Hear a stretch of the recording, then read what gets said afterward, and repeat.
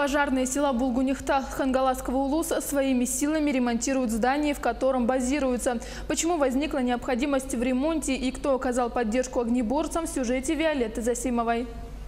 В малочисленной пожарной части номер 4 трудятся 10 человек.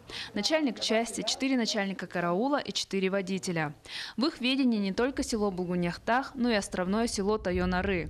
Оба населенных пункта входят в первый мальжигарский наслег. Здание пожарной части, состоящее из гаража и караульного помещения, было построено в 90-е годы. С тех времен ремонт здесь особо не проводился. И только в этом году было решено взяться за его реконструкцию. Реконструкция нашей пожарной части вызвана выделением в нашу часть новой автоцистерны «Урал» на базе Урала. И она не помещалась в наш старый гараж. До получения нового автомобиля булгунихтахские пожарные перемещались на ЗИЛе и УАЗе, тоже 90-х годов выпуска. К реконструкции гаража под новую пожарную машину начали готовиться еще с весны.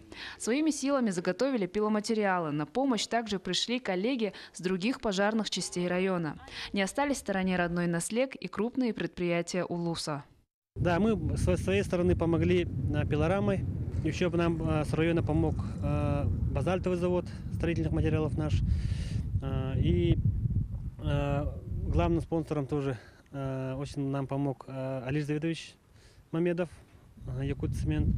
Тоже предоставил материалы, профнастил. И своими все силы объединили и реализовали. Непосредственно ремонт начался в конце августа. Стены гаража уже удлинили, крышу заменили, осталось поменять ворота.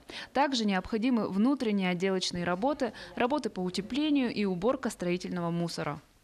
Виолетта Засимова, Федор Тарасов, Хангаласский улус.